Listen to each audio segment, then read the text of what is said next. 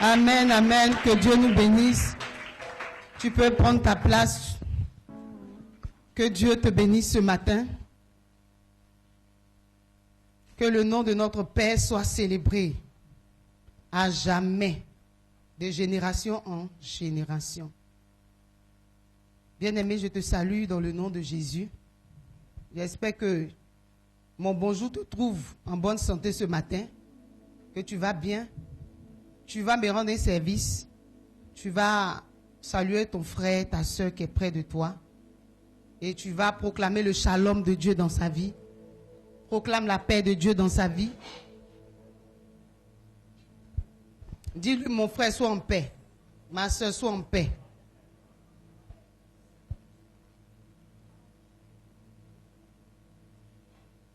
Amen. Je tiens à saluer aussi notre Père qui nous fait toujours, donne ce privilège de pouvoir prendre la parole. Je salue aussi notre Père spirituel, le révérend Dakouri, depuis la France. Et tous ceux qui nous suivent en direct, que la grâce de Dieu qui est manifestée en ce lieu soit votre partage depuis le direct au nom de Jésus. Bien-aimé, tu vas recommander ton écoute à Dieu ce matin. Dis au Seigneur que cette parole ne soit pas encore une prédication de plus, mais que ce soit une révélation, ce soit une prophétie pour toi ce matin. Prie le Seigneur, confie ton cœur à Dieu. Demande au Seigneur de déblayer ton cœur, d'ôter tout ce qui n'est pas de lui, tout ce qui occupait une place dans ton cœur ce matin, qui n'était pas utile, que Dieu l'enlève, pour que sa parole soit sémée en toi ce matin, que sa parole soit sémée en nous. Père, nous prions que tu viennes ensemencer nos cœurs ce matin, que tu ôtes, Seigneur, tout ce qui est épine, tout ce qui est ronce, Seigneur, tout ce qui est ivraie de nos cœurs, et que ta parole, Seigneur, vienne ensemencer nos vies, vienne ensemencer nos cœurs ce matin. Tu dis Amen et tu es exaucé au nom de Jésus. Bien-aimé, que Dieu nous bénisse. Comme je disais, c'est un privilège de parler de la part de Dieu. Parce que, normalement, on n'est pas digne de le faire, mais Dieu nous choisit pour qu'on puisse le faire. Et c'est pour nous un privilège. C'est une grâce de parler de la part de Dieu. Et toujours dans la même perspective de l'enseignement qu'on a commencé avec l'homme de Dieu. Ça va bien faire maintenant, je crois, 2 mois. Nous allons encore continuer avec un thème qu'on a commencé le mardi.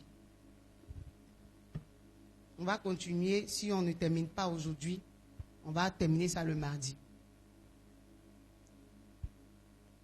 Et le thème est ce dont on a réellement besoin pour être ce que Dieu dit que nous sommes. Ce dont on a réellement besoin pour être ce que Dieu dit que nous sommes. C'est des points qu'on a déjà entendus. On a déjà peut-être entendu ce que je vais dire, mais ça ne sera pas peut-être la même chose parce que chaque jour, Dieu renouvelle sa bonté. Alléluia. Chaque jour est une nouvelle découverte avec Dieu, est une nouvelle onction avec Dieu. Et je crois que ce que Dieu va te donner ce matin va encore ajouter à ce que tu as déjà dit. Amen. Et notre texte de base, il est tiré dans le livre de Jean 15, le verset 5. Jean 15, le verset 5. Je lis la parole de Dieu. Je suis le sceptre. Je suis le sceptre. Vous êtes les sarments. Celui qui demeure en moi et en qui je demeure porte beaucoup de fruits. Car sans moi, vous ne pouvez rien faire. Amen. Que ça soit.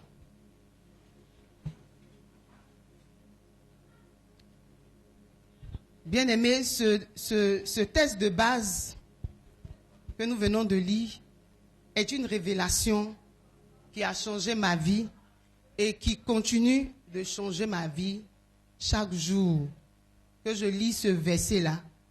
Je découvre encore des richesses qui sont cachées dans ce verset, dans ce texte de Jean 15. C'est une grande parole que Jésus a donnée. Ce sont les paroles de Jésus lui-même. Ce n'est pas quelqu'un qui a transcrit, c'est Jésus qui a dit ces paroles et ces paroles ont été écrites mot pour mot. Alléluia. Et Dieu, dans sa grâce, veut nous emmener en tant qu'Église, en tant que ses fils, à prendre conscience de notre identité, de notre valeur. Alléluia. De notre identité, de notre valeur. Et ce que nous voulons véhiculer ce matin, c'est de savoir que, on le sait déjà, que notre valeur n'est pas fondée sur les diplômes qu'on acquiert au fil des années. Alléluia. Ni sur nos relations, nos richesses.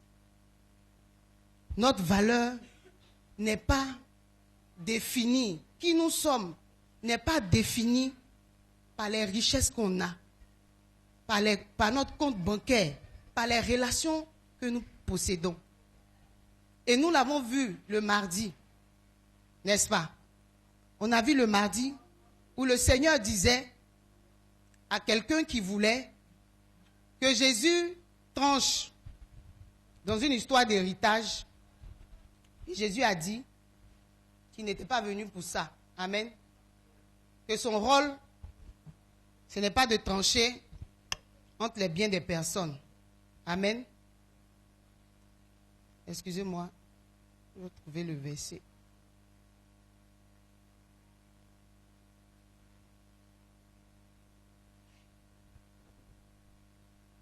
Nous allons prendre dans Luc 15, Luc 12, verset 15. Le pasteur Antoine va m'aider avec la lecture.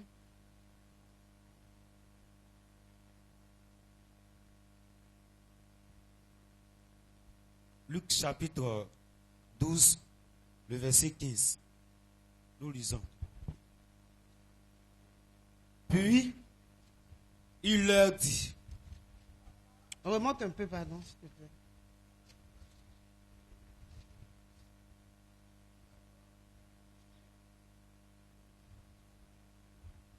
À partir du verset 13. Oui. Quelqu'un dit à Jésus, du milieu de la foule, Maître, dis à mon frère de partager avec moi notre héritage. Jésus lui répondit, ô homme, qui m'a établi pour être votre juge ou pour faire vos partages? Puis il leur dit, gardez-vous avec soin de toute avarice, car la vie d'un homme ne dépend pas de ses biens, fût-il dans l'abondance. Amen. Amen. Alléluia. Donc vous voyez ici que Jésus explique que la vie d'un homme ne dépend pas, son identité, son existence ne dépend pas de ses biens. Même s'il est riche, même s'il possède beaucoup de biens. Amen. Et c'est ce que Dieu veut nous expliquer encore ce matin. Que ton identité, ta valeur ne dépend pas de ce que tu possèdes, de tes possessions, de ta position physique, forcément. Alléluia.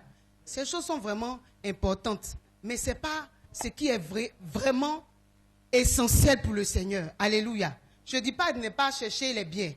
Je ne dis pas de ne pas chercher les diplômes, non. Mais je veux dire que ça ne te définit pas réellement devant Dieu. Alléluia. Ce qui te définit, c'est ta relation, sinon ta communion avec le Seigneur. Voici la chose qui te définit. Et dans le texte qu'on vient de lire, Jésus a dit, je suis le sceptre. Je suis le vrai sceptre. Vous êtes les sarments. Celui qui demeure en moi et en qui je demeure porte du fruit, porte beaucoup de fruits. Car sans moi, vous ne pouvez rien. Bien-aimés, quand cette relation avec Dieu, quand cette communion que nous avons avec Dieu est brisée, c'est là qu'on va commencer à ressentir la peur, la culpabilité. On va commencer à ressentir le rejet, la confusion dans notre vie. Alléluia. Et ça a été le cas d'Adam et Ève. Quand leur communion avec Dieu a pris un coup, la peur s'est installée. La peur est entrée dans leur vie. Bien-aimé, ce qui te définit, ce dont tu as réellement besoin, c'est d'être en communion avec Dieu. C'est d'être attaché à ce sceptre-là qui est Jésus. Et c'est de demeurer en lui. Et lui aussi demeurer en toi. Pour que tu puisses porter du fruit. Pour que ta vie soit une vie de qualité. Une vie qui a un sens en réalité. Alléluia. Et ce matin, Dieu veut nous faire comprendre que quand nous demeurons attachés au Seigneur, nous portons du fruit. Des fruits durables. Amen. Et nous vivons pleinement qui nous sommes en Dieu. Dis Amen. Quand nous restons attachés à lui, notre attachement à Dieu est vraiment important. C'est vraiment important. Et le pasteur, par la grâce de Dieu, prend du temps, que ce soit dans les temps de séminaires, de conférences, des cultes, pour nous emmener chaque jour, de manière personnelle, à rechercher l'attachement à Dieu. Amen. Aujourd'hui, nous avons la démangeaison en tant qu'hommes chrétiens d'entendre des choses qui plaisent, d'entendre des choses qui nous flattent, d'entendre des choses qui nourrissent notre orgueil, notre moi. Bien-aimé, ce qui doit nourrir ton orgueil ce matin, c'est que tu acceptes de t'attacher à Dieu. C'est que tu acceptes d'être lié à ce Dieu-là, à ce sceptre de qui ta vie dépend réellement. Dis-moi Amen. Alléluia. Et ce que je veux qu'on comprenne ce matin, selon le texte qu'on vient de lire, c'est que notre identité est enracinée en Dieu. Notre identité est enracinée dans ce sceptre-là qui est Jésus-Christ de Nazareth. Bien aimé, quand Adam et Ève étaient dans cette relation avec Dieu, ils n'en étaient pas réellement conscients. Ils ne savaient pas que leur vie était en Dieu, que leur vie était cachée en Dieu, que leur vie tirait son existence en Dieu. Amen. Et lorsqu'ils se sont détachés, lorsqu'ils ont voulu exister par eux-mêmes, vous voyez, le diable vient et il dit à Ève, Dieu sait que le jour où vous mangerez ce fruit, vous serez comme lui. Donc il y avait besoin d'exister. Ève voulait exister quelque part. Elle voulait être visible. Elle voulait être aussi grande. Parce qu'elle était en relation avec Dieu, en communion avec Dieu. Donc elle voyait cette grandeur de Dieu. Chaque jour dans la relation, quand Dieu descend, elle admirait la beauté, la grandeur, la splendeur de Dieu. Et quand le diable lui dit, si tu manges, tu seras comme lui. Elle dit en fait, donc si je mange, je serai visible. Je serai comme ça, je serai puissante. Donc je vais briller comme Dieu. J'aurai la voix de Dieu. Je vais agir comme Dieu. Il dit oui. Pourtant, elle était déjà ça. Alléluia. Elle voulait exister par elle-même. Mais qu'est-ce qui s'est passé? Il y a eu une séparation. Alléluia. Il y a eu une séparation. Elle a perdu sa paix. Adam et Ève ont perdu la confiance. Ils ont perdu cette communion qui était si belle. Pourquoi? Parce qu'ils n'avaient pas compris. Ils n'étaient pas vraiment conscients que leur vie était enracinée en Dieu. Bien-aimé, je veux te dire ce matin que ta vie est enracinée en Dieu. Non, tu ne m'as pas dit Amen ce matin. Je suis venu te donner une prophétie. Je dis, ta vie est enracinée en Dieu. Amen. Si tu attends la prophétie de dire qui est ton sorcier, j'ai dit, si tu veux savoir qui est ton sorcier, accepte d'abord de savoir que ta vie est enracinée en Dieu. Amen. Et tu dois accepter cela pour être ce que Dieu dit que tu es. Il n'y a pas autre chose, bien-aimé. Ne cherche pas ton identité ailleurs. Ne cherche pas à t'affirmer ailleurs. Ton identité se trouve enracinée en Dieu. C'est en lui seulement que tu peux exister. C'est en lui seulement que tu peux être l'homme que tu dois être, la femme que tu dois être, la jeune fille que tu dois être, le jeune homme que tu dois être. C'est en Dieu seul que tu peux le devenir. Ne cherche pas à exister par tes moyens. Bien-aimé, quand tu cherches à exister par tes moyens, regarde depuis que tu te cherches sans Dieu, tu es arrivé où? Où est-ce que tu es arrivé? Montre-moi ce que tu as acquéri sans Dieu. Montre-moi ce que tu as pu réaliser sans Dieu. Nous allons prendre un autre texte. Colossiens 2, versets 6 à 7.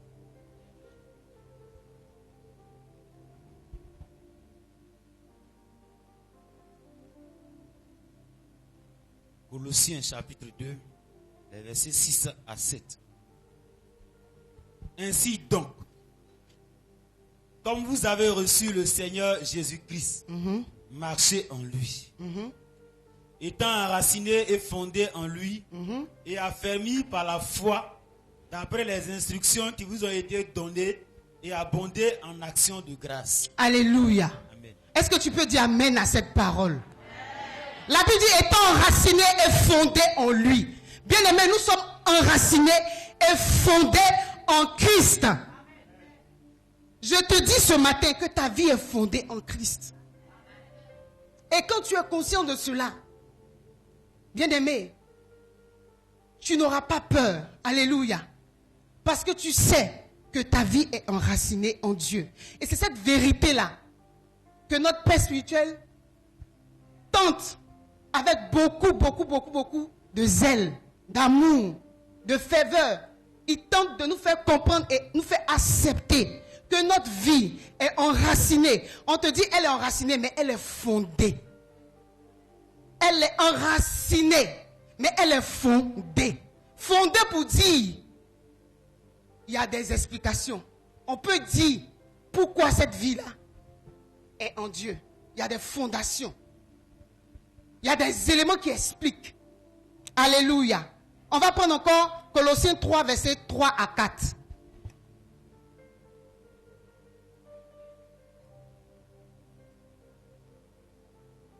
Colossiens chapitre 3, versets 3 à 4. Car vous êtes morts et votre vie est cachée avec Christ en Dieu. Quand Christ, votre vie, paraîtra, alors vous paraîtrez aussi avec lui dans la gloire. Alléluia. Amen. Alléluia. Est-ce que quelqu'un a une autre version? Et la version se meurt. Ok, vas-y.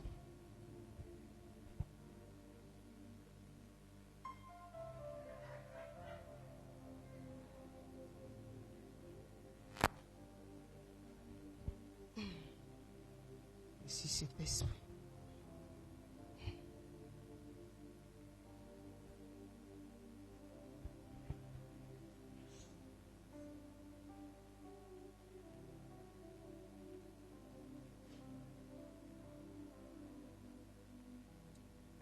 Ok, Colossiens chapitre 3, verset 3, version Semeur. Il dit, car vous êtes morts et votre vie est cachée avec le Christ en Dieu.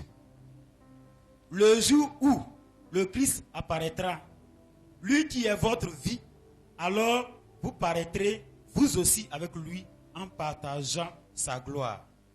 Amen. Amen. Quelqu'un a une version parole de vie? Vas-y.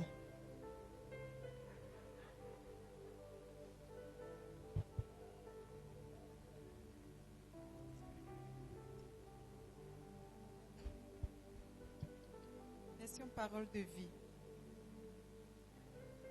Oui, vous êtes passé par la mort et votre vie est cachée avec le Christ en Dieu. Le Christ est votre vie. Quand il paraîtra, vous aussi, vous paraîtrez avec lui et vous participerez à sa gloire. Alléluia. Amen.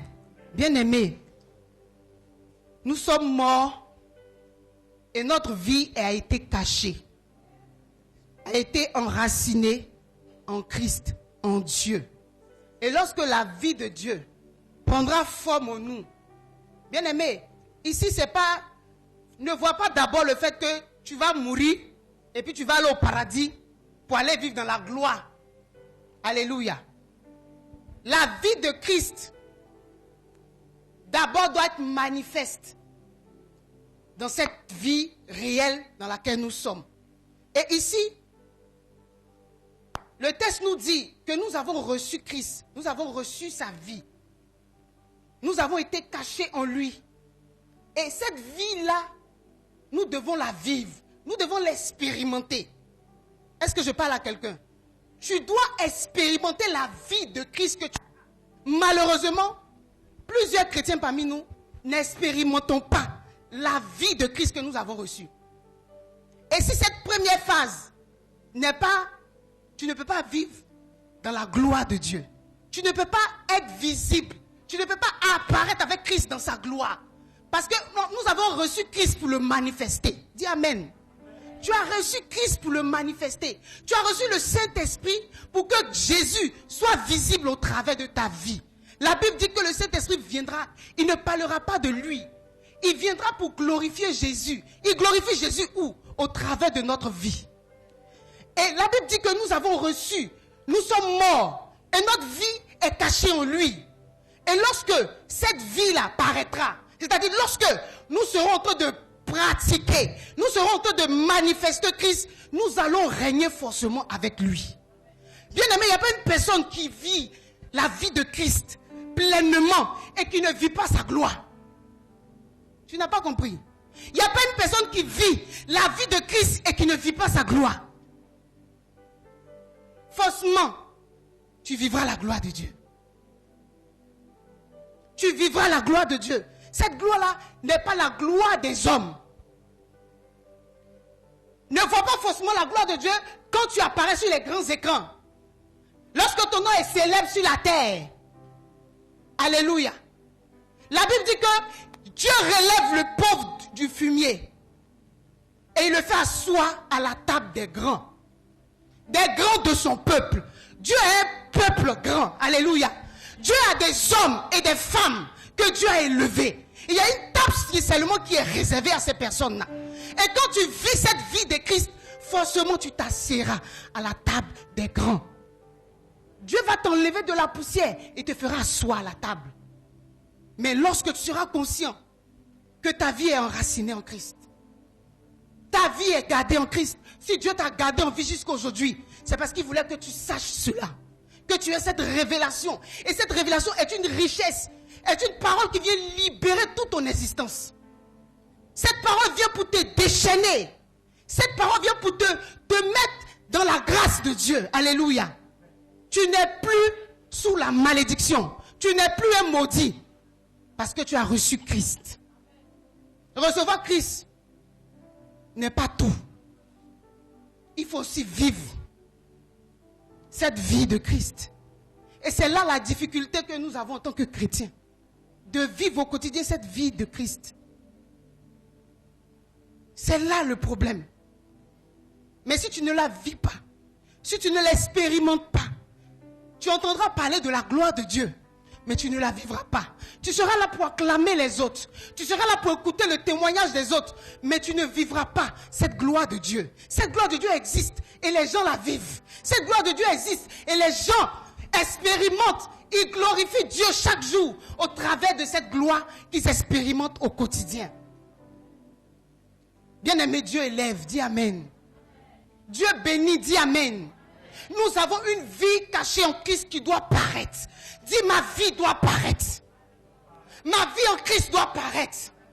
Ma vie en Christ doit paraître dans la gloire. Lui, dis-le avec foi, ma vie doit apparaître dans la gloire avec Dieu. Est-ce que tu peux acclamer le Seigneur pour cette parole?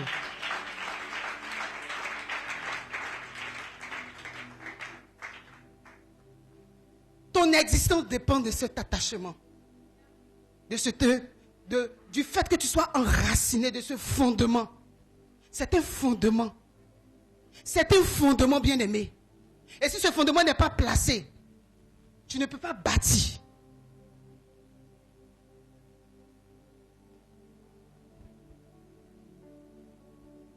Ne cherche pas ton identité ailleurs. Ton identité est enracinée en Dieu.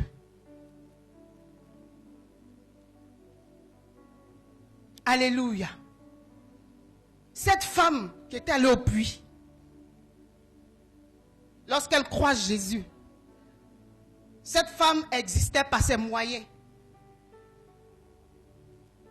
Et Jésus lui a dit, si tu bois de cette eau, tu n'auras plus soif. Jésus a vu que cette femme n'avait pas besoin d'eau physique. Mais sa vie manquait d'eau. Elle était déshydratée spirituellement. Elle n'avait pas de vie. Et Christ l'invite à boire de son eau. Et il a dit, des sources d'eau vive couleront en toi jusque dans l'éternité. Bien-aimé, ta vie a été cachée en Dieu. Cette vie est préservée, est sécurisée. Dis Amen. Ta vie est sous une haute surveillance de l'armée la plus puissante qui existe dans le monde. Tu n'as pas raison d'avoir peur de ton avenir. Je suis venu te dire ce matin que tu n'as pas besoin d'avoir peur de ton avenir. Tu n'as pas besoin de douter de ton lendemain. Et Jésus l'a dit dans le livre de Matthieu. Ne vous inquiétez pas de ce que vous allez manger. Ne vous inquiétez pas de ce que vous allez porter. Ne vous inquiétez pas de là où vous allez dormir. Parce que le lendemain même prendra soin de lui-même. Parce que votre Père céleste qui est dans les cieux sait que vous en avez besoin. Tu n'as pas à t'inquiéter. Tu as un Dieu qui sait toutes choses. Ta vie est enracinée en lui. Donc il sait qu'actuellement, tu as besoin d'un homme dans ta vie. Il le sait. Il sait qu'actuellement, tu as besoin que ton salaire augmente. Il sait. Il sait qu'en ce moment, tu as besoin d'un enfant. Il sait. Il sait qu'en ce moment, tu as besoin d'avoir un honneur dans ta famille. Dieu sait. Et il dit, ne t'inquiète pas. Parce que lui, il a gardé ta vie en lui. Cette vie est fondée en lui.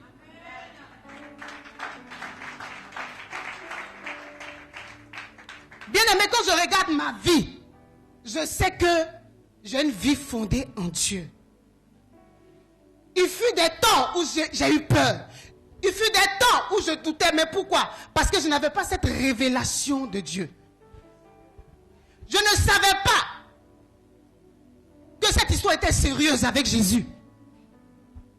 Je pensais que c'était juste une rencontre quelconque, comme les autres rencontres que je vois dans ma vie. Non, ma rencontre avec Jésus est une rencontre extraordinaire qui n'a rien à voir avec la rencontre que je fais avec les hommes sur cette terre. Parce que cette rencontre a changé ma vie. Et je dois comprendre cela et accepter et m'aligner à cela. Et en ce moment, bien aimé, je peux te dire, je ne travaille pas pour un homme, je travaille pour Dieu. Mais je vois Dieu prendre soin de moi. Là où d'autres se lèvent à 5 ans et ils courent, je vois mon Dieu susciter des anges, susciter des hommes, des corbeaux de tout part pour prendre soin de moi. Quand je fléchis mes genoux et que j'invoque mon Père qui est dans les cieux, il répond. Il ne répond pas forcément comme je veux, mais il répond à sa manière. Je suis venu te dire ce matin, ne t'inquiète plus pour ton existence, parce que tu existes en Dieu. Peut-être que tu n'existes pas pour les hommes de ta famille, parce qu'aujourd'hui ils ne reçoivent rien de toi. Parce qu'aujourd'hui ils ont vu qu'ils ont trop investi en toi et tu ne réussis pas, tu traînes les pas, tu es un échec. Mais je te dis ce matin que pour Dieu tu es bel et bien vivant. Pour Dieu tu as un avenir. Pour les hommes tu n'es rien parce que tu ne travailles pas. Malheureusement, même au milieu de nous les chrétiens, d'autres frères en Christ minimisent d'autres parce que cette personne n'a pas de boulot, n'a pas de situation. Bien aimé, tu pèches contre Dieu parce que l'existence d'un homme ne dépend pas de ses biens, ni des titres qu'il a, mais de sa vie enracinée en Dieu. Ne t'inquiète pas. Ne pleure plus. Ne te lamente plus. C'est vrai que quand tu es là, quand tu regardes l'avenir, tu doutes des prophéties que tu as entendues. Tu te demandes, est-ce que cette histoire avec Jésus est réelle? Est-ce que je suis en train de perdre mon temps? Est-ce que je ne suis pas en train de gaspiller mon temps? Je te dis que tu ne perds pas ton temps. Parce que ton Dieu est réel. Et je prie que tu l'expérimentes. Dis Amen. Tu dois l'expérimenter. Bien aimé, ça fait combien de temps tu es avec lui? Il est impératif que tu expérimentes Dieu dans ta vie. Parce que cette expérience avec Dieu va encore forger ta foi. Et c'est là que tu vas abonder en action de grâce. Tu verras que chaque jour sera une vie d'action de grâce. Ça ne sera pas une vie de lamentation, mais une vie d'action de grâce. Tu seras en train de louer Dieu chaque jour. Parce que tu l'expérimentes. Je comprends que tu es inquiet parce que tu n'expérimentes pas encore Dieu. Parce que si tu l'expérimentes, tu vas abonder en action de grâce. Dis Amen. Quand tu vois des gens qui sont en train d'adorer Dieu, n'ont pas envie d'arrêter. Mais ils vivent Dieu. Ils voient Dieu dans tout. Pas seulement dans la gloire, dans les épreuves, dans la douleur, dans les batailles, dans les défis du quotidien. Ils voient Dieu. Et ils savent que cette situation, si Dieu n'était pas là, je n'allais pas m'en sortir. Cette épreuve, si Dieu n'était pas là, je n'allais jamais me relever. Et cette personne adore le Seigneur. Parce qu'il sait que son existence dépend de son enracinement en Dieu. Et c'est là que Paul peut dire, ni la mort, ni la vie, ni les choses de ce monde, ni l'avenir ne pourra me séparer de l'amour de Christ manifesté pour moi en Jésus-Christ. Il dit rien, ni les choses présentes, ni les anges, ni les hommes. Rien ne peut me séparer de Jésus. Parce qu'il expérimente. On parle d'un homme qui a persécuté l'église. On parle d'un homme qui était incrédule, qui ne croyait pas au Jésus des disciples, des apôtres. Et un homme qui a combattu la foi. Il a vu Jésus sur son cheval. Il est quitté, il est tombé, il s'est relevé. Cette expérience a changé sa perception de vie. Cette expérience l'a plongé dans une vie qui n'a pas eu de fin jusqu'à aujourd'hui. Et nous parlons de ce Paul. Bien-aimé, tu dois l'expérimenter. Dis Amen. Est-ce que tu peux dire, Seigneur, je veux t'expérimenter? Fais cette prière maintenant. Dis, Seigneur, je veux t'expérimenter. Je veux t'expérimenter. Je ne veux pas vivre une vie chrétienne fade. Je veux vivre une vie d'expérience avec toi. Tu dois l'expérimenter, bien-aimé. Est-ce que tu peux dire Amen, Amen, Amen? Acclame le Seigneur Jésus. Je prie que Dieu garde cette parole dans nos cœurs. Et ça va changer les choses. Je ne vais pas courir dans cette prédication parce que c'est trop important. Chaque point est important. Même si je dois donner 2 points aujourd'hui, c'est les 2 points là qu'on va donner. Alléluia. La deuxième chose, ce dont tu as besoin pour être ce que Dieu dit que tu es, en réalité, comme je l'ai dit, c'est ta communion avec Dieu. C'est que ta force. Tu as besoin de force. Parce que dans ta communion avec Dieu se trouve ta véritable force.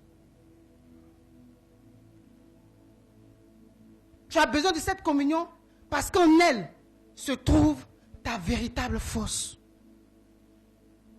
Pasteur, toi tu vas prendre Ésaïe 40, verset 31.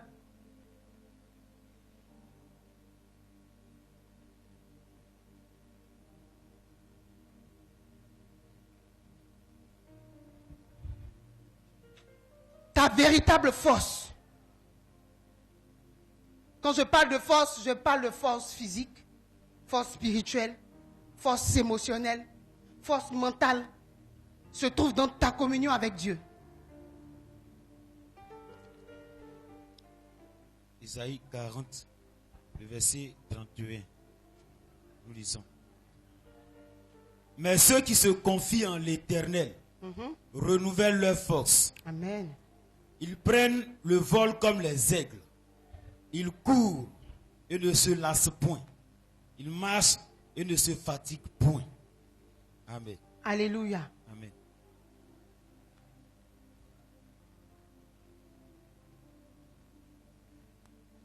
Ésaïe 40.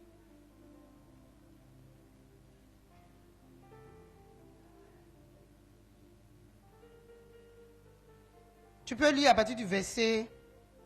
Tu peux reprendre avec au verset 28. Ésaïe Ou 40, bien verset 27 jusqu'au verset 31 que tu as lu. Ésaïe 40 à partir du verset 27. Nous lisons. Pourquoi dis-tu, Jacob? Pourquoi dis-tu, Israël? Ma destinée est cachée devant l'Éternel. Mon droit passe inaperçu devant mon Dieu. Ne le sais-tu pas? Ne l'as-tu pas appris? C'est le Dieu d'éternité, l'Éternel, qui a créé les extrémités de la terre. Amen. Il ne se fatigue point. Il ne se lasse point. On ne peut sonder son intelligence. Amen. Il donne de la force à celui qui est fatigué. Et il augmente la vigueur de celui qui tombe en défaillance. Les adolescents se fatiguent et se lassent. Et les jeunes hommes chancellent. Mais ceux qui se confient en l'Éternel renouvellent leur force. Ils prennent le vol comme les aigles. Ils courent et ne se lassent point. Ils marchent et ne se fatiguent point. Alléluia. Est-ce que tu peux acclamer cette parole de Dieu?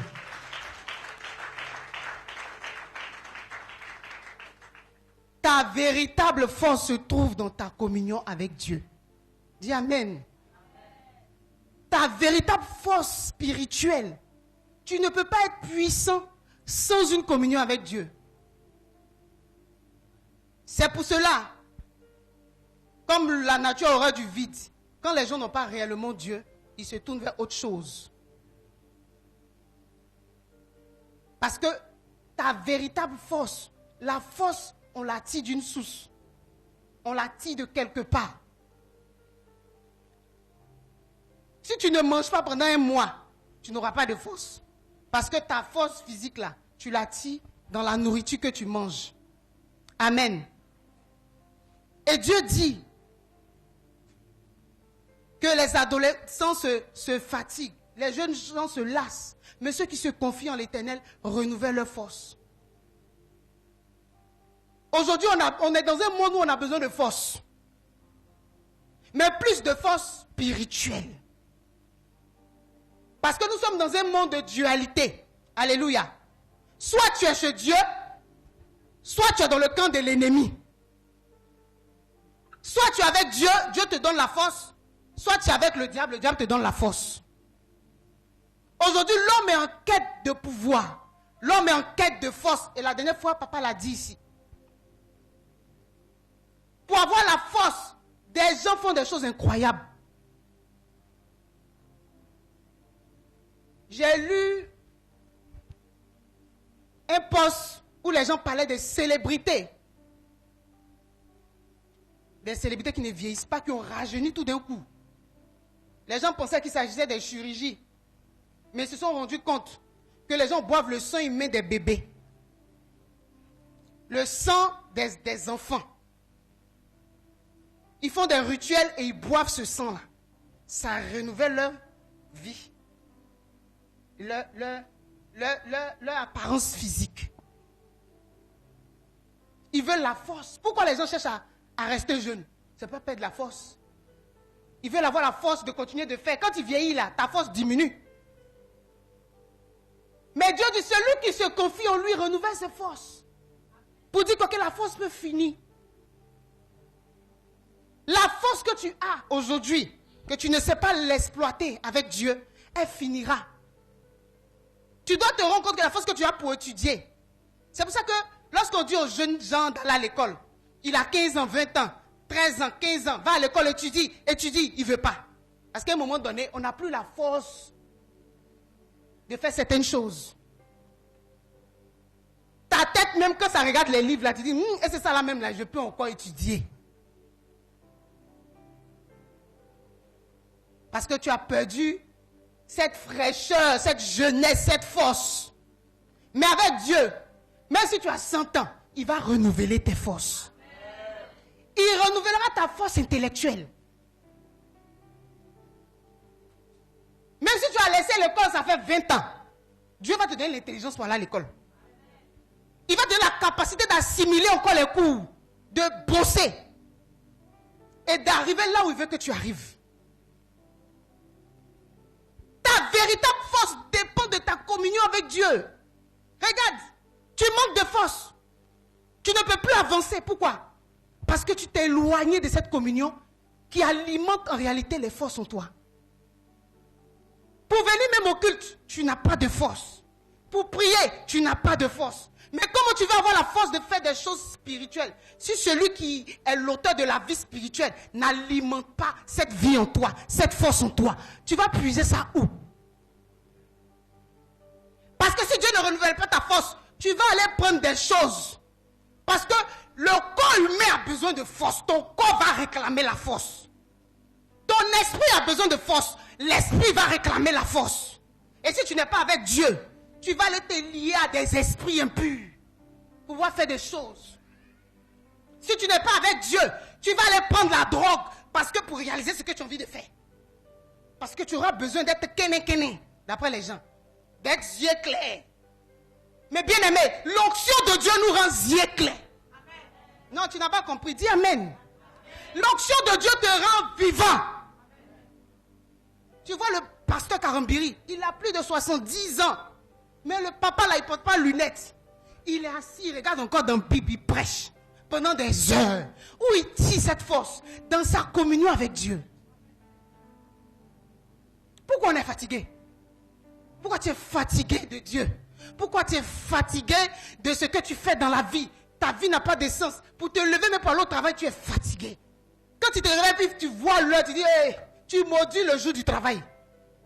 Sur la route du travail, tu murmures parce que tu vas le croiser encore tes responsables. Et tu vas encore voir les clients qui font ceci, qui font cela. Pourquoi? Parce que tu n'es pas dans une communion avec Dieu où il te renouvelle chaque matin. Et quand tu te lèves, tu as la force, tu as la vigueur de partir faire l'œuvre que Dieu a mis entre tes mains. Ta véritable force se trouve dans ta communion avec Dieu. Regardez Samson. Cet homme fort, où tira-t-il sa force? Tu vas me dire dans ses cheveux. Oui, mais il avait une relation avec Dieu. Cette force que Dieu lui a donnée, c'est Dieu qui lui a donné cette force. Et tant qu'il était dans cette relation, n'est-ce pas, avec Dieu, tant qu'il était en communion avec Dieu, Samson était fort. Vrai ou faux? Il était fort, il pouvait battre des milliers de personnes. Et gâter les Philistins redoutaient. Une seule personne, les gens font réunion contre lui.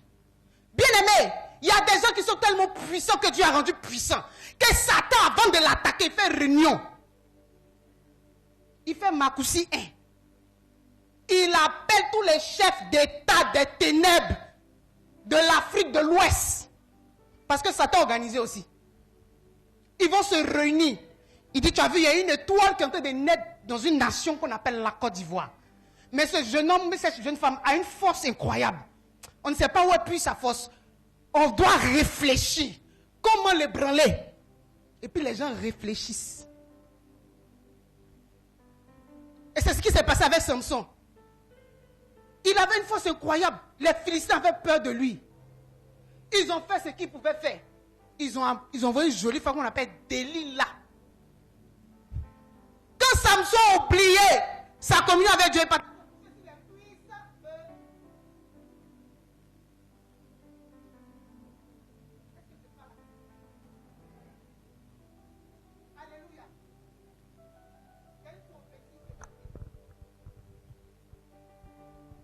il partait se coucher sur les cuisses de Delilah.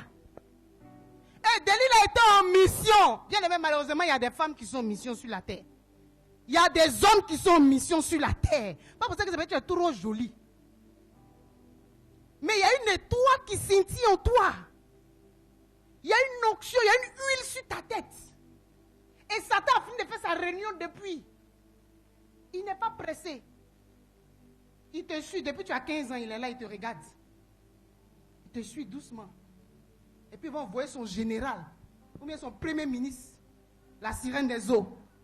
Et puis elle va venir faire ce qu'elle veut faire. Alléluia.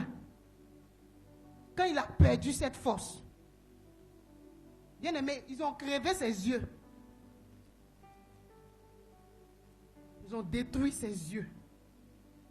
Il ne pouvait plus voir. Alléluia. Mais comme Dieu ne se répand pas de ses dons, il a fait ce qu'il voulait faire avec lui. Mais il y a une leçon à tirer là. Pour dire que si tu veux remporter toujours tes batailles, si tu veux être toujours victorieux, tu dois retourner dans la communion avec le Seigneur. Dans ton travail, tu fais des exploits. Parce qu'il y a une force spirituelle qui t'accompagne. Je parle pour nous les chrétiens. Je parle pour nous les chrétiens. Même dans les entreprises, les gens sont à des postes. Ils ne peuvent pas quitter parce qu'il y a un pouvoir là. Il y a une force qui tire de là. Et il s'est dit que s'il quitte là, c'est sa vie qui est finie. Il y a un hôtel sur lequel il est assis. Il y a une communion qu'il a. Vous entrez dans les entreprises. Bien aimé, il y a un prix à payer dans l'élévation. Des gens ont mis des choses dans les bureaux. Ils sont assis. Ils ne veulent pas quitter. Le bureau est vacant. Mais on ne nomme personne là-bas. Est-ce que je parle à quelqu'un ce matin? Vous voyez certaines personnes, comme certains chefs d'État qui sont à des pouvoirs, dans des nations qui ne veulent pas. Pourquoi? Parce qu'il y a un pouvoir là-bas. Si tu quittes, tu es mort. Il veut rester attaché à ce pouvoir-là. Sa vie en dépend. Sinon, pourquoi? Attraper quelque chose qui a été défini pour un temps bien précis. Quand tu finis, tu quittes. Il y a quelque chose de spirituel. Dis, oh, il y a quelque chose de spirituel. Bien aimé, il y a quelque chose de spirituel dans cette vie.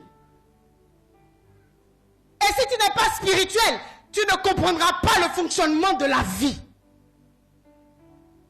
Les gens ne sont pas attachés à des choses avec toute leur force. Ils sont prêts à tuer, à exterminer, à détruire pour rester là. Parce qu'ils ont fait des alliances. Ils ont une communion avec des entités. Et quitter ces entités-là, c'est perdre la vie pour eux. Mais est-ce que toi, enfant de Dieu, tu as compris ça? Est-ce que tu as compris que perdre ta communion avec Dieu, c'est perdre ta vie? C'est perdre ta force. C'est perdre ton courage. C'est la chose que nous devons prendre au sérieux. C'est la chose que nous négligeons le plus. Notre communion avec Dieu. Notre attachement à Dieu.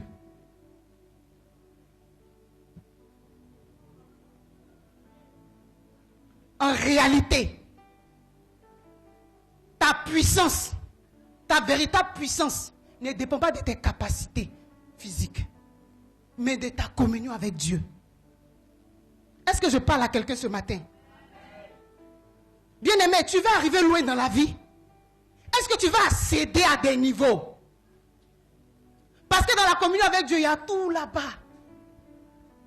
Il y a tout là-bas. Alléluia. Parfois, on a su beaucoup d'échecs. Beaucoup d'échecs. Des difficultés. Pourquoi?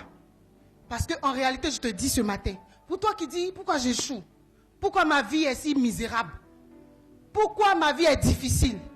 C'est parce que, en réalité, tu n'entretiens pas, tu ne cultives pas cette relation que tu as avec Dieu pour que ça soit une intimité réelle entre toi et lui. Tu es fatigué parce que tu n'entretiens pas, tu ne cultives pas cette relation avec Dieu. Nous ne cultivons pas. Bien aimé, cette prêche est pour moi d'abord. Nous ne cultivons pas notre relation avec Dieu, notre communion avec Dieu. C'est ce qui fait que là où on ne doit pas échouer, on échoue. Il y a des échecs que tu ne devrais jamais connaître, mais que tu as connus parce que tu es loin de Dieu. Toi, pour toi, aller manger poulet de garçon est plus important que 5 minutes de prière. Aller à un rendez-vous ou quelqu'un t'a promis 500 000, c'est plus important que venir faire un culte. C'est à ça que c'est la réalité dans laquelle nous sommes. Si aujourd'hui quelqu'un te dit, quelqu'un qui veut te faire du bien, dit je n'ai pas le temps, aujourd'hui dimanche, ça c'est le seul jour où tu dois me voir. Donc tu viens prendre les 1 million que j'ai prévu pour toi. Arrange-toi, viens. Tu sais que tu as ton culte. Bien aimé, hein? Jésus va attendre même. Vrai ou faux? Jésus va attendre. Oh, de toute façon, on peut rattraper ça. Alléluia. Notre communion avec Dieu est la source de notre force. Pourquoi aujourd'hui tu ne peux plus aimer? Pourquoi tu as perdu la force d'aimer? Parce que tu n'es plus en communion avec Dieu. Parce que tu as pris ton cœur pour aller déposer ça si un Ouroufator. Tu as pris ton cœur, comme je disais à la veillée avec les jeunes filles. Tu rentres en relation. Comme Dieu, ce n'est pas Dieu qui t'a envoyé là-bas. Tu as pris tout ton toi-même. Et puis tu as mis sur lui. Tu es ma vie. Tu es mon souffle, mon oxygène, ma lumière. Sans toi, je suis rien. Tu lui as tout donné. Le jour, il s'en va là. Il va être toi. Et puis c'est ton flocon qui reste. Folie a pris la fille dans Abidjan. Elle ne se retrouve plus. Elle n'est plus elle-même. Elle est découragée. Son cœur est brisé en 1000 morceaux. Pourquoi? Parce qu'en réalité, le gars est parti à son âme. Alléluia. Il a voyagé à son âme. Elle est là. Un corps sans âme, c'est un corps mort. Donc elle est là, mais elle ne vit plus. La force, elle n'a plus la force émotionnelle. Elle n'a plus cette force pour aimer aujourd'hui. Pourquoi? Parce qu'elle est partie mettre son cœur là où Dieu l'a pas envoyé. Elle ne dort pas. Elle dort, elle se réveille, elle est effrayée. Aujourd'hui, elle a tension, hypertension. Taux de glycémie a augmenté. Les maladies ont commencé à naître. Parce qu'il n'y a plus la force de Dieu. Bien aimé, c'est mieux de donner ton cœur à Jésus que de donner tout ton cœur aux hommes. Quand il n'y a pas de homme, c'est pour femme aussi. Même pour toi qui es marié légalement, donne tout ton cœur à Jésus. Parce que c'est lui la force qui va t'aider à rester dans ce foyer où tu es. Parce que même dans le mariage, on a besoin que Dieu renouvelle notre force émotionnelle pour continuer d'aimer. Parce qu'il y a un moment où le vin du mariage va manquer. Il y a un moment où on aura besoin d'un nouveau vin. Pour être encore amoureux, amoureuse. Même quand tu es marié, il ne faut pas dire je suis arrivé. C'est fini. C'est mon terminus. Tu as besoin que chaque jour, Dieu alimente l'amour, il donne la force à cet amour qui a fait que tu as dit oui à l'homme, tu as dit oui à la femme. Il doit alimenter ça dans la communion que tu auras avec lui pour que tu continues de demeurer dans ce foyer, dans cette relation. Tu as besoin que Dieu donne la force. Quand il manque la force, il y a divorce.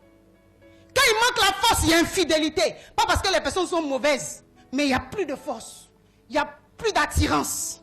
Il n'y a plus de séduction. C'est Dieu. Même si ta femme a les cheveux des Aya, comme c'est Dieu qui alimente, quand tu la vois, c'est comme si tu venais de la voir pour la première fois. Elle n'a pas besoin d'artifice, de fossiles, de maquillage. Mais parce que toi, ta relation dépend de Dieu. Ta force d'aimer vient de Dieu. Tu continues de l'aimer. Si tu n'as pas cette force qui vient de Dieu, bien aimé, si ton conjoint dérape, tu ne vas pas pardonner. Parce que la force que tu reçois de pardonner vient de Dieu. Et c'est là qu'on néglige tout. Ta véritable force dépend de ta communion. Quand tu es à genoux devant Dieu, c'est là que Dieu remplit ton cœur. Pour aimer des gens qui ne sont pas aimables. Pour supporter des gens qui ne sont pas supportables. Pas parce que ceux qui supportent les gens difficiles sont trop forts, mais parce qu'ils ont une communion avec Dieu. Et c'est là-bas qu'ils puisent la force. Tu as dit, mais pasteur, pourquoi tu n'abandonnes pas ce fidèle? Mais pasteur, mais il ne peut pas. Parce que Dieu lui a donné une force de supporter cette personne. Il y a des moments qui supportent les enfants. Moi, j'ai vu des mecs qui abandonnent leurs enfants. Il y a des enfants là, comportement il est là. Ça mérite que tu le jettes. Mais il y a des mecs qui supportent. Pourquoi? Cette mère elle est à genoux. Elle tire sa force de Dieu. Malgré que son enfant lui fait des torts, elle crie à Dieu. Mais il y en a d'autres qui jettent leurs enfants, qui oublient leurs enfants. C'est quand l'enfant grandit, l'enfant réussit, mon enfant. Mais quand l'enfant souffrait, il n'avait pas de toit, il n'avait pas où manger, tu l'as jeté, tu l'as mis dehors, tu l'as livré, et s'il mourait. Mais d'autres mères, qui n'ont même peut-être pas d'enfants, ou qui ont des enfants, qui ont le cœur de mère, recueillent certains enfants. Pourquoi? Parce qu'elles sont trop généreuses, elles ont trop l'argent. Mais parce qu'elles ont le souffle de Dieu. Elles ont la force qui vient de Dieu pour pouvoir prendre la nourriture qu'elles donnent à ses enfants pour mettre dans la bouche d'un autre enfant. Bien aimé, je te dis ce matin, si quelqu'un a pris sa nourriture, il t'a nourri, bien aimé, bénis Dieu. Parce que c'est Dieu, au travers de cette personne-là, qui a pris soin de toi. Ne lève jamais le talon contre quelqu'un qui a mis la nourriture dans ta bouche. Jamais. C'est pour ça que nous les pasteurs, si tu veux que tu aies un conflit avec quelqu'un qui t'a fait du bien, on dit va t'humilier. Mais si tu as raison, va demander pardon. Va demander pardon. Et pour demander pardon là, il faut la force de Dieu. Tu as vu? On a besoin de la force partout. On a besoin de la force pour avancer, pour faire les choses difficiles. Bien aimé, c'est pour ça qu'on est malheureux. Parce qu'on n'a pas de communion avec Dieu. Il n'y a rien qui nous alimente. On est livré à nous-mêmes, bien aimés. Parce qu'on a pas pensé que Dieu, c'est pour nous dépouiller. Dieu là, c'est pour prendre notre argent, les pasteurs là. C'est pour ça qu'ils nous appellent dans l'église. Quand tu ne viens pas dimanche, ils vont t'appeler seulement. Bien aimé, c'est parce que ta vie en dépend. Nos vies dépendent de Dieu. Nos vies dépendent de Dieu pour pouvoir tenir ferme dans les temps difficiles. Nos vies dépendent de Dieu. Je veux dire à quelqu'un ce matin, Dieu renouvelle ta force. Quel que soit là où tu avais perdu la vigueur, la force d'avancer, la force de persister, la force de continuer, l'Esprit de Dieu ce matin vient te renouveler. Il vient t'enraciner dans cette communion avec Dieu. La sève de Dieu va alimenter ton âme, ton corps et ton esprit. Et tu pourras affronter les défis de la vie et tu seras plus que vainqueur dans le nom de Jésus. Est-ce que tu peux dire Amen, Amen, Amen?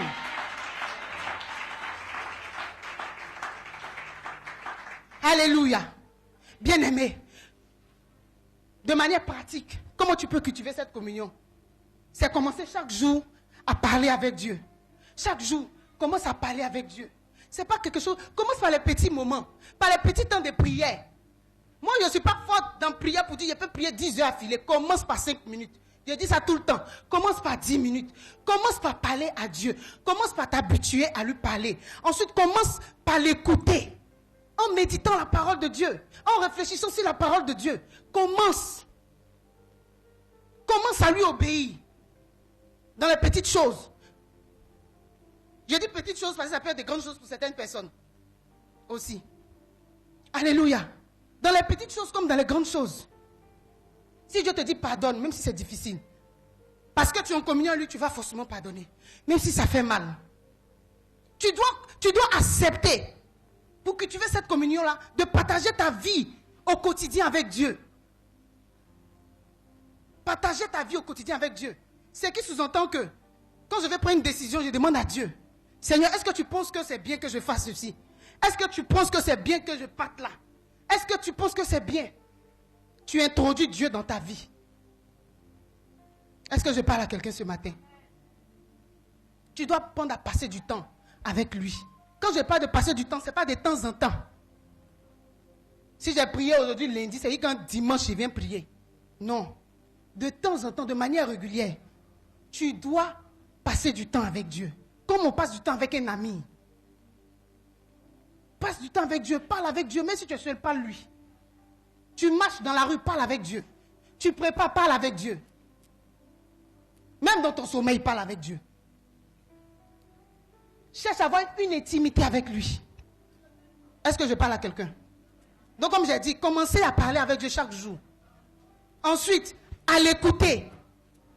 Que ce soit pendant ta communion, ton temps de méditation personnelle, pendant les cultes. Il faut apprendre à écouter. Si tu ne sais pas lire, si tu ne sais pas lire, prends une prédication, mais les prêches sont sur YouTube, sont sur Facebook.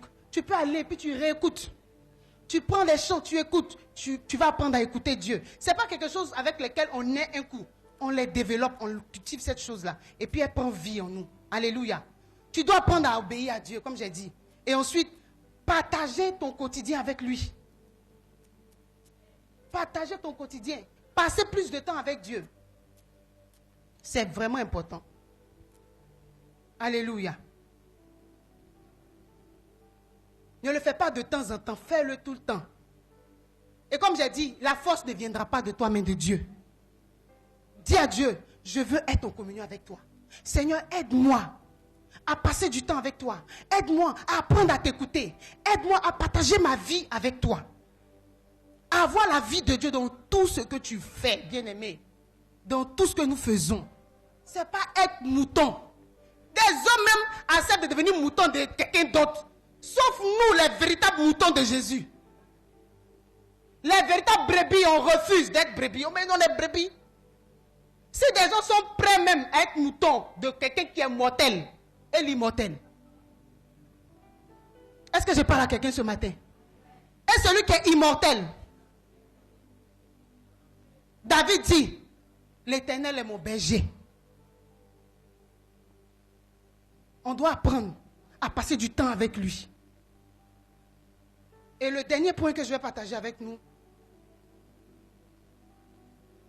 Bien aimé, j'espère que la parole de Dieu te fait du bien ce matin. Donc premièrement, j'ai dit que tu dois comprendre que ta vie est enracinée en Dieu. Deuxièmement, tu dois comprendre que dans cette communion que tu as reçue avec Dieu, de là proviendra la force dont tu as vraiment besoin pour être ce que Dieu dit que tu dois être. La force dans les projets. La force pour te battre, pour faire tout ce que tu dois faire. En tout cas, c'est tout ce que tu peux citer dans la vie, la cite. Mais tu as besoin de la force de Dieu pour y parvenir. Alléluia. Et troisièmement, ta communion avec Dieu, c'est celle-là qui va produire le véritable fruit de ta vie. Cette communion-là, d'elle proviendra les véritables fruits de ta vie. Jésus a dit, dans le livre, dans le verset de Jean 15 qu'on a lu, verset 5, il a dit quoi? Sans moi, vous ne pouvez. Bien aimé, on est ensemble, non? Sans moi, vous ne pouvez. Sans moi, vous ne pouvez rien faire. Sans moi, vous ne pouvez rien faire. C'est Jésus qui le dit. Sans moi, vous ne pouvez rien faire. Je suis le cep. Vous êtes les sarments. Celui qui demeure en moi et en qui je demeure porte beaucoup de fruits. Car, sans moi, vous ne pouvez rien faire. Bien aimé, quand Jésus dit rien, c'est... Est-ce qu'on est ensemble? Quand Dieu dit rien, c'est... Quand il dit rien, c'est rien. Et celui qui dépend de cette parole-là ne sera jamais orgueilleux. Il dit, sans moi, vous ne pouvez rien. Rien, c'est rien. Dans rien, il n'y a rien. En dehors de rien, il n'y a rien. Il dit, sans moi, vous ne pouvez rien faire. Dans tout ce que tu inities dans ta vie, écoute bien ce que je dis. Tout ce que tu inities dans ta vie, tout ce que tu entreprends dans ta vie, tout ce que tu fais dans ta vie, tout ce que tu commences dans ta vie, si tu le fais sans Jésus, Dieu appelle ça rien.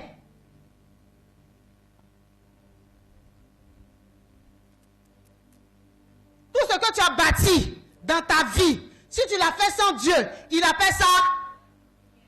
Tu n'as pas compris. On reprend le chant. Tout ce que tu as bâti sans Jésus, Dieu appelle ça...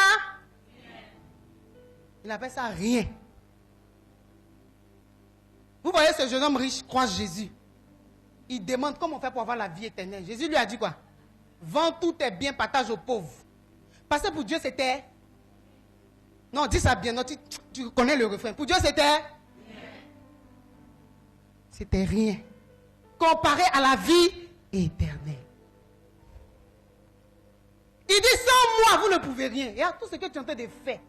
Hey, parole à ça me délivre jusqu'à aujourd'hui. Tout ce que tu es en train de faire dans ta vie. Tu es en train de sauter. Sans Jésus, il dit c'est rien. Et il a arrêté et puis il te regarde. Non? Il te regarde.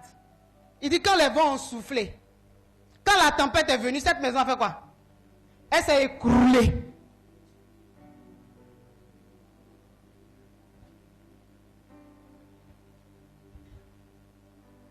Cet homme qui a reçu un talent, un seul talent, il a fait quoi de ça? Il l'a mis en terre. Il n'a rien fait avec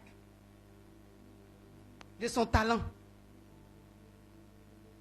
Dieu dit, ton rien tu as fait là, c'est rien devant moi encore. Dieu a pris ça et il a donné à celui qui en avait 5. Est-ce que je parle à quelqu'un ce matin? Tout ce que tu inities dans ta vie, tout ce que tu entreprends, il faut être sûr. Je dis bien, il faut être sûr que Dieu t'accompagne dedans. Que Jésus est avec toi sur le chemin. Sinon Dieu appelle ça rien. Il dit tout ce que vous faites sans moi, vous ne pouvez rien sans moi. Et tout ce que vous allez faire sans moi, c'est rien. Parce que la véritable vie, c'est moi qui ensemence cette vie-là. Je suis cette sève qui coule en toi et qui te fait porter du fruit. C'est pour cela qu'avant de se marier, les gens vont demander à Dieu. Pas parce qu'il ne reconnaît pas jolie femme et joli garçon. Il va demander à Dieu. Parce qu'il ne faut pas qu'à la fin, Dieu va dire rien. Ouvrier d'iniquité, je n'étais jamais connu.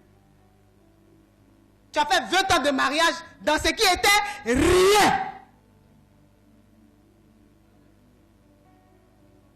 Miséricorde, dis miséricorde.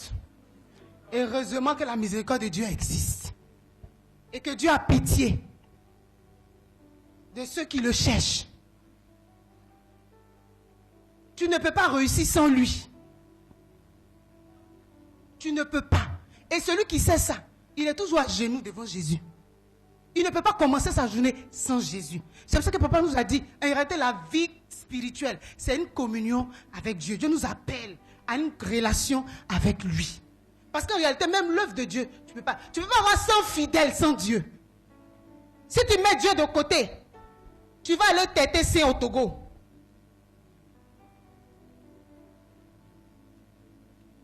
Parce que la Bible dit, celui qui ajoute à l'église ceux qui sont sauvés, c'est Dieu.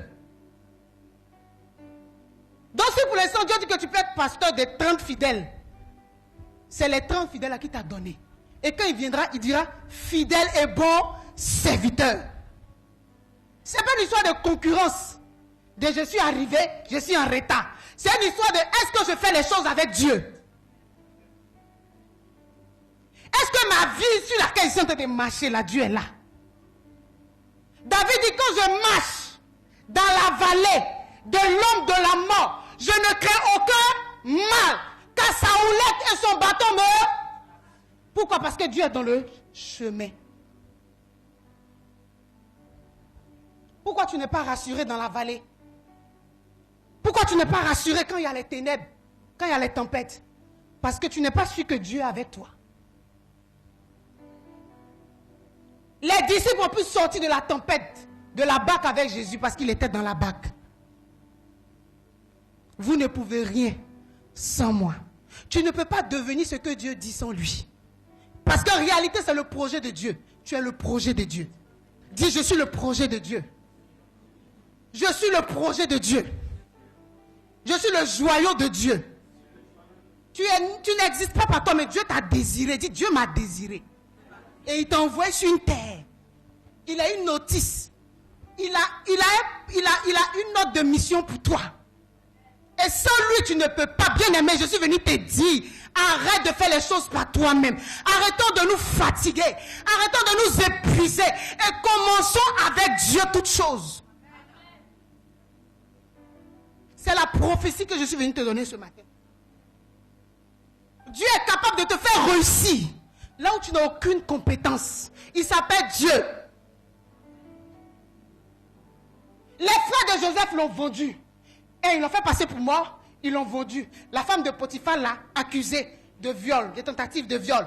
Mais ça n'a pas empêché Dieu de l'élever. Ça n'a pas empêché Dieu de faire de lui ce qu'il devait être en Israël. Si Dieu est avec toi, quels que soient les obstacles, les barrières en face de toi, le combat, Dieu va faire de toi ce qu'il a dit que tu vas être. Dieu a dit à Abraham, tu auras un fils. Il a eu un fils. Tes erreurs ne vont pas annuler ce que Dieu dit qu'il va faire. Si tu apprends à le laisser faire, si tu apprends à céder tout à Dieu, si tu lui donnes le contrôle de ta vie, les choses impossibles deviendront possibles. Les choses compliquées deviendront faciles. Là où les gens font beaucoup d'efforts, tu feras peu d'efforts et tu auras un grand résultat. Ou d'autres font beaucoup d'efforts, ils ont petit résultat. Toi, tu feras peu, mais le résultat sera immense. Parce que tu es un Dieu présent. Bien aimé, nous sommes arrivés à une ère où nous devons vivre un Dieu de la manifestation. Nous devons vivre le Dieu de la réalité. Dieu est celui qui peut relever ta vie des décombres. Il peut relever ta vie des décombres dans lesquels tu te trouves. Là où on t'a mis à terre, tu es presque mort, morte. Dieu veut te relever de là. Il va donner une vie à ta vie. Il va donner un sens à ta vie. Si tu apprends à dire, Seigneur, sans toi je ne peux rien. Donc je mets ma vie sous toi. Je te laisse passer devant. Je te suis, Seigneur. Prends le devant de ma vie. Prends le devant de ma vie qui est si compliquée. Seigneur, je reconnais que j'ai gâché. J'ai gâté. J'ai mélangé, Seigneur. Mais prends le contrôle. Aie pitié de moi, Seigneur. Prends le devant des choses et conduis-moi. C'est toi qui peux donner du fruit à ma vie, du goût à ma vie. C'est toi qui peux donner un résultat à ma vie. Ma vie est sans résultat. J'ai tout échoué dans ma vie. Je n'ai jamais réussi un examen. Je n'ai jamais réussi un concours de beauté. Je n'ai jamais été éligible. Même dans ma famille, on ne compte pas sur moi. Mais Seigneur, tu m'as dit ce matin que sans toi, je ne peux rien. Et j'accepte, je te mets devant. Je te mets devant. Seigneur, prends le contrôle. Et donne les résultats à ma vie. Et Dieu va faire. Dieu va semencer ta vie. Dieu va faire couler des sources d'eau vive qui jailliront jusque dans l'éternité. Et ce que tu deviendras, tu donneras la gloire à l'Éternel des armées. Tu donneras la gloire à Jésus-Christ de Nazareth. Tu donneras la gloire à Dieu. Parce que dans l'histoire, même dans l'histoire de la Bible, des femmes comme Marie, il y avait plusieurs vierges en Israël. Elle n'était pas la seule vierge. Mais la grâce de Dieu l'a saisie. Et Marie a dit, je suis ta servante. Une façon de dire, prends le contrôle, Seigneur. Une façon de dire, sans toi je ne peux rien. Parce qu'elle a dit, je suis vierge, je ne connais point d'homme. Je vais faire ça comment? Quand je lui donne sa parole, elle dit, prends le contrôle. Est-ce que tu as reçu la parole de Dieu? Si oui, dis à Dieu, prends le contrôle. Marie a porté Jésus, chose impossible pour un homme. Si vous voyez que des gens adorent cette femme, ils ont eu une révélation qu'ils orientent mal parfois. Alléluia. Mais aucun homme, de manière physique, peut porter Dieu et vivre. Moïse, même pour voir Dieu, il cache son visage. Il prend un linceul et puis il cache sa face. Tu ne peux pas voir Dieu et vivre, c'est ce que la Bible dit. Mais Jésus a habité dans Marie. Quelle grâce. Aucun, je ne sais pas, aucun chercheur, aucun scientifique, en tout cas pour l'instant là, peut créer quelque chose que Dieu pouvait mettre dans le ventre de quelqu'un. On peut prendre l'homme pour mettre dans le ventre de l'homme, parce que l'homme peut supporter. Mais Dieu dans le ventre de quelqu'un, les inventeurs l'entendent, je vous attends. Je veux voir ça. Prendre Dieu pour venir introduire dans le ventre de quelqu'un, mais il va sortir, il est Dieu. Il est le seul qui peut faire ça. Ce qui est impossible aux hommes n'est pas impossible à Dieu. Alléluia. Dans l'histoire, une femme comme Ruth, quand on te dit maudit, ça te fait mal. Ruth, même le sang de la malédiction coulait dans ses veines. Son parfum sentait malédiction. Mais elle est rentrée dans l'histoire de Jésus. Ce qui est impossible dans ta vie, Dieu l'a déjà rendu possible. Parce que sans lui, là, ça ne peut pas se faire. Des jeunes filles comme Esther, une fille orpheline. Je n'ai personne. On m'a abandonné. Il y a eu des personnes comme Esther qui n'avaient personne. Quand je dis personne, c'est personne. Mais elle a été reine. Elle a régné sur un trône, dans un palais, dans une nation, comme étant la deuxième figure du pays. Hey! Une fille pauvre, esclave. Elle n'aimait pas du pays. Bien-aimé, tu es assis ici, mais tu ne connais pas ta destinée. Hein? Tu penses que parce que tu as Sikoji, tu as Yopougon, tu as Selmer, tu te lèves matin, c'est Gaba petit déjeuner, Gaba à midi, Gaba le soir, Gaba petit goûter. Tu penses que c'est ta vie qui est là. Tu peux être arrivé, c'est fini. Moi, il a mouru dans Gaba. Tu connais les plans de Dieu pour toi. Comme Esther, Dieu va te prendre de la Selmer. Il va te faire reine dans un pays. Il va te prendre de l'eau de bas. Il va te faire soi. Et puis le monde va dire, il y a un Dieu qui existe. Il y a un Dieu qui règne. Comme David dans les champs. On appelle tous les enfants. On l'a oublié. Comme on peut oublier le dernier de la famille. Comment un père peut oublier le dernier de son enfant? Est-ce que c'est normal? En plus, ces grands frères sont à la maison. Ils sont en train de jouer cartes, dames. Ils sont en train de jouer jeux vidéo. David est derrière le mouton. C'est celui-là qui fait ce que papa aime. Qui garde l'héritage de papa. On dit il y a quelque chose, il y a un bonheur qui arrive, on l'oublie. Même dans ta famille, on peut t'oublier. Il te dit ça. Mais Dieu, il a déjà prévu l'huile de la royauté pour toi. Il a déjà prévu une huile de règne sur ta vie. Tu as une saison royale et tu ne le sais pas. Pourquoi? Parce que tes yeux sont humains. Tes yeux sont africains. Bien-aimé, sans Jésus, tu ne peux rien. Avec Jésus, il y a des choses incroyables qui vont t'arriver. Est-ce que tu le crois? Tu ne crois pas? Est-ce que tu crois?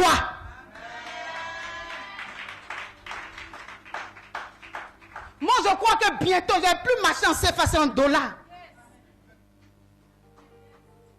Parce que Dieu m'a montré ça et ça va arriver. Mais ce n'est pas mon plan. Je sais que bientôt, là, l'avion va me dégoûter même. Mais c'est rien ça.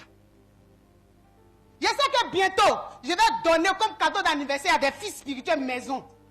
Je t'appelle et dis, mon fils, pour ton anniversaire, je t'offre cette maison. Tu dis amen, amen. En même temps, tu regardes les prix des terrains. Mais Élisée. Alléluia, dis amen fort. C'est possible. Je dis, c'est possible. Tu auras ton entreprise. Oui. Tu auras ton entreprise. Avec Jésus, c'est possible. On m'a dit Sabrina Entreprise. Tu rentres là-bas comme ça, tu es là, DGA, DG, dessous du tout. C'est Dieu qui fait ça. C'est Dieu. Il donne ce qui est impossible. On dit il appelle à l'existence ce qui n'existe pas, comme si ça existe. Donc tu as cette parole en toi. Donc moi j'appelle les dollars dans ma vie. Parce que je porte en moi un Dieu puissant. Je porte en moi un Dieu qui fait naître du néant. Alléluia. Dieu a élevé des gens dans ce monde. Il continue d'élever des gens. Personne ne s'attendait à Houphouët-Boigny. Houphouët-Boigny, c'était un médecin. Si je me rappelle bien de l'histoire. Hein, les papas? C'était un médecin, non? Un médecin Houphouët. Il est devenu président. Premier président d'une nation. Il a eu un règne durable, de paix. Laurent Gbagbo, personne ne le connaissait. Il était fils d'un gardien de cimetière. Hey! Gardien de cimetière. Son enfant peut rêver jusqu'à où?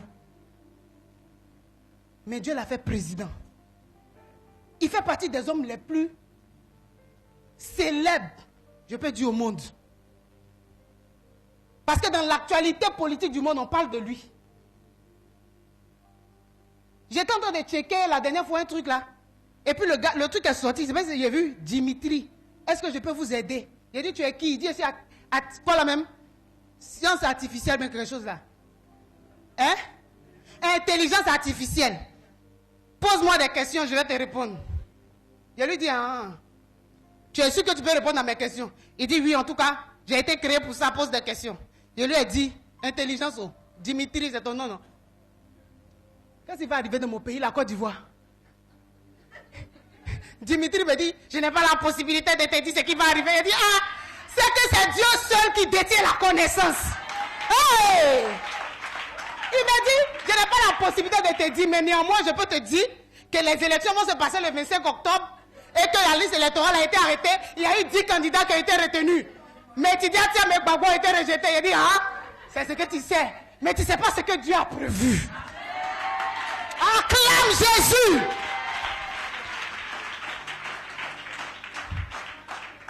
Il ne sait pas ce que Dieu a. Intelligent artificiel connaît Gbagbo Tidiam Tiam. Je sais pourquoi il a fini ça. Il a dit, intelligence artificielle, Dimitri. Tu connais parole de connaissance. Il dit, je ne connais pas parole de connaissance. Il dit, ah, Jésus connaît parole de connaissance. Bien-aimé. Bien-aimé. Même ceux qui ont fait intelligence artificielle, il y a des choses que Dieu leur a cachées. Qui ne savent pas. C'est comme ça, tes parents qui t'ont accouché, ceux qui t'ont élevé, ceux qui t'ont gardé là. Il y a des choses que Dieu a cachées sur toi. Ils n'ont pas connaissance de ça. Mais que je te dis ce matin, qu'ils sont sur le point de se réaliser. Tu dis amen et puis tu reçois. Qu'ils sont sur le point de s'accomplir. Qu'ils sont sur le point de se faire voir. Il y a des choses que Dieu a cachées dans le secret. Les sorciers de ta famille, ils ont tout fait tous les plans, mais il y a un côté, ils n'ont pas vu. Ils n'ont pas vu. Ceux qui t'ont élevé, qui t'ont maltraité, ils n'ont pas vu que tu étais le libérateur d'Israël, le libérateur de ta famille. Ceux qui vont mettre la nourriture sur la table et puis tes frères vont manger. Ils n'ont pas vu que c'est toi qui vas scolariser les cousins et les cousines. C'est toi qui vas emmener l'oncle à l'hôpital. Dieu a caché. Même ton propre mari, ta propre femme, il y a des choses que Dieu ne lui a pas dit sur toi. Que Dieu a caché en réserve. Parce que ça peut faire naître la jalousie. Non, Dieu préserve. Alléluia. Tu as besoin de cette communion pour être ce que Dieu dit que tu es. Ce matin, c'est une prophétie que je suis venu t'annoncer. Que Dieu garde en réserve des choses dans la communion. Et que si tu entres dans cette communion, tu entreras en possession de ton identité. Quand Ruth est rentrée en possession, en contact avec Naomi, c'était en réalité avec Dieu qu'elle était venue s'attacher. La Bible dit, son nom a changé. Son nom a changé. Son identité a changé. On l'appelle plus Ruth la Moabite. On l'appelle Ruth, l'ancêtre de Jésus. Est-ce que je parle à quelqu'un ce matin? Est-ce que tu peux dire merci Jésus? Merci Jésus. Comment ça dit merci à Dieu? Parce que ta vie est enracinée en lui.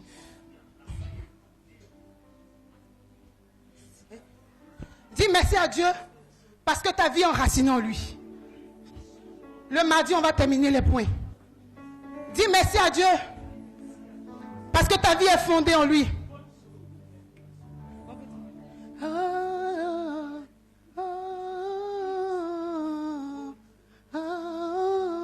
Faut jouer sans mélodie seulement.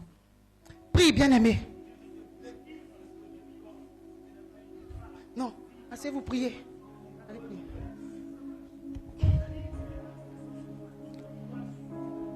Ce temps, il est prophétique pour toi. Ce temps, il est prophétique pour toi. Accepte ce matin. Ta vie n'est pas un hasard, bien-aimé. Ta vie n'est pas un hasard, bien-aimé.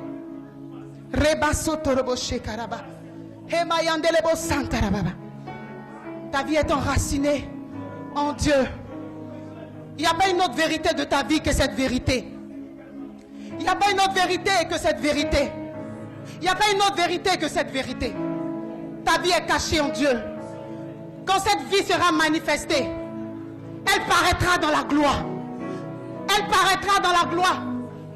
Quand tu prendras conscience de cette vérité, de cette vie de Dieu, ta vie paraîtra dans la gloire. Ta vie paraîtra dans la gloire.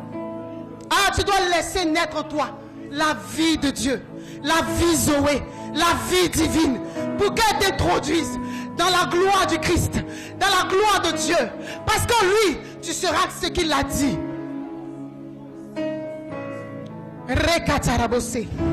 Que l'Esprit de Dieu ensemence ta vie ce matin. Que l'Esprit de Dieu ensemence ta vie. Que Dieu renouvelle tes forces dans cette communion. Dieu t'introduit dans cette communion. Cette communion que tu as perdue à cause des secousses de la vie, à cause des épreuves de la vie. Oh, Dieu t'introduit à nouveau dans cette communion, que tu avais perdu à cause du péché, à cause du doute, de la désobéissance, à cause de l'ignorance, ce matin, l'Éternel t'introduit dans cette communion, dans cette relation. Tu ne seras plus la même personne, tu ne seras plus la même femme, tu ne seras plus le même homme, parce que Dieu t'introduit dans cette relation. Il y a une onction qui est là ce matin. Il y a une onction qui est là ce matin.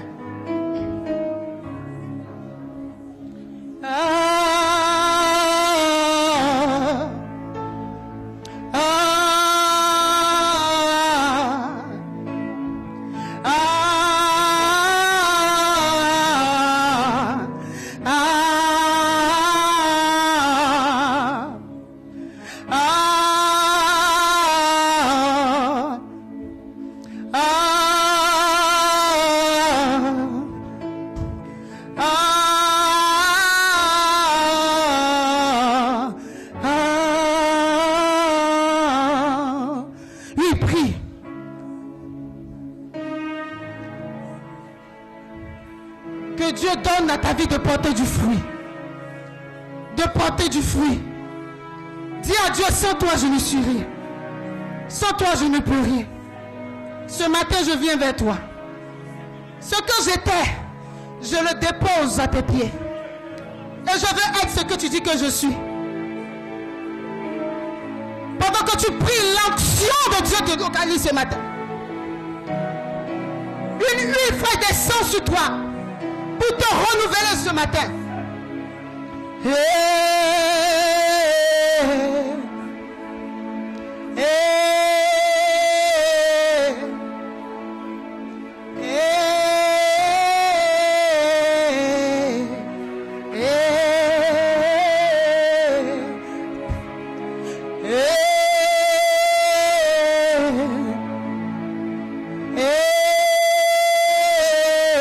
Rebosate caraboche.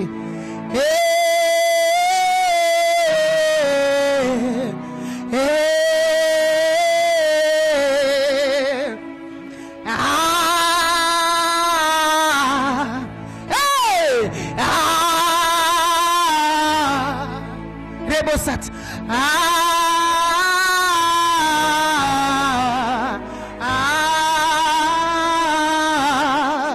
L'Éternel brise ce matin les chaînes qui t'environnaient. Les chaînes de la mort tombent ce matin. Les chaînes de possibilités tombent ce matin. Les chaînes de la maladie tombent ce matin. Est-ce que tu peux te tenir debout? Les chaînes tombent ce matin.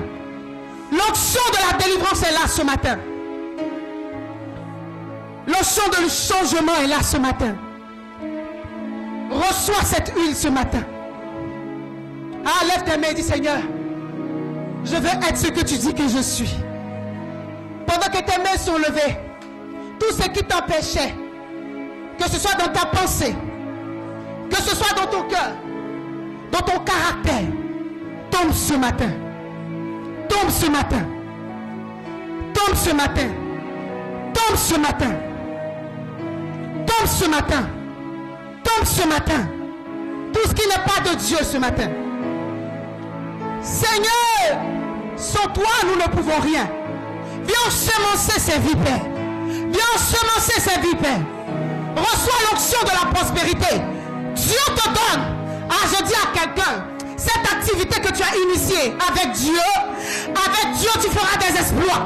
Avec Dieu, il élargira. Il élargira. Reçois maintenant. Tout ce que tu avais initié, ils ont fait tomber. Tout ce que tu as initié, ils ont fait échouer. Ils ont levé cela de ta main. Mais ce matin, je vois clairement Dieu, dans ton initiation ce matin, de ton activité, l'Éternel est au devant. Rassure-toi, Dieu est avec toi. Dieu est avec toi. Dieu est avec toi. Dieu est avec toi. Et tu en mangeras les fruits. Tu en mangeras les fruits. Tu en mangeras les fruits. Tu en mangeras les fruits. Il y a une personne. Dieu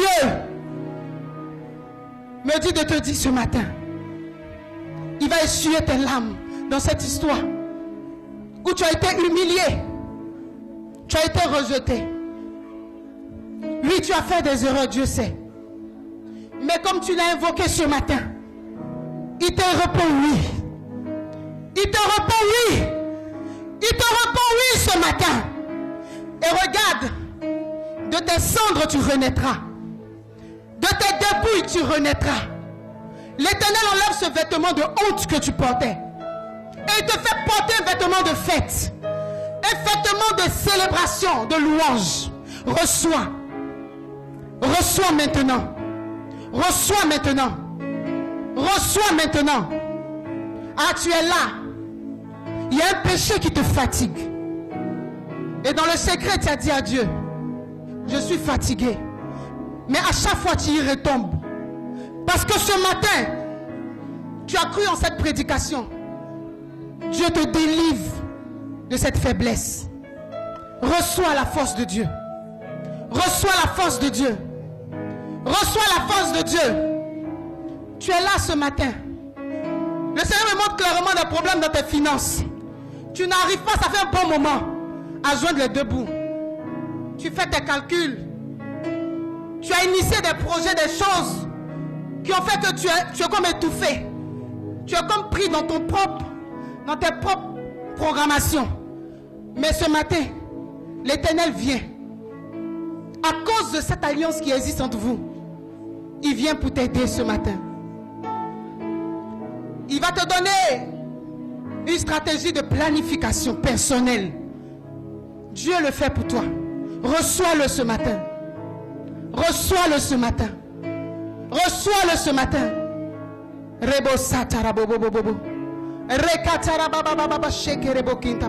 Je vois Dieu changer l'histoire de plusieurs. Je vois Dieu changer l'histoire de plusieurs. C'est une prophétie, mais une confirmation de ce que tu sais. Dieu va changer ton histoire. Je vois quelqu'un dans la prière. Oui. Béatrice, je te vois dans la prière. Dieu va te donner une onction d'intercession. Une onction d'intercession. Dans le secret. C'est un appel que tu as. À prier dans le secret. Reçois cela ce matin. Que Dieu te donne la force de le faire. Que Dieu te donne la force de le faire. Seigneur, répands sur nous ta vie. Répands sur nous ta grâce ce matin. Je vois comme un drapeau blanc sur toute l'assemblée. L'Éternel dit, je suis votre bouclier. Je suis votre bouclier. J'arrête toute flèche enflammée de l'ennemi qui se dresse contre vous. Merci Seigneur. Merci pour ta grâce ce matin. Merci pour ta grâce. Est-ce que tu peux dire merci à Jésus pour ce qu'il a fait? Même si tu n'as pas tremblé, il y a une œuvre de Dieu qui s'est produite en toi. Et je le sais, je le vis. Il y a quelque chose qui s'est passé ce matin dans ta vie. Tu as reçu la force ce matin. Tu as reçu la force ce matin. Le secours de Dieu. Il y a quelqu'un qui a dit Seigneur au secours. Le secours de Dieu vient pour toi. Le secours de Dieu vient pour toi. Le secours de Dieu est pour toi ce matin. Le secours de Dieu est pour toi. Il ne t'abandonnera pas. Il est le Père des orphelins. Si ton Père était vivant, cette histoire il s'élèvera. Mais Dieu est un Père de substitut. Il va te défendre. Bénis Dieu. Bénis Dieu. Apporte en action de grâce ce matin.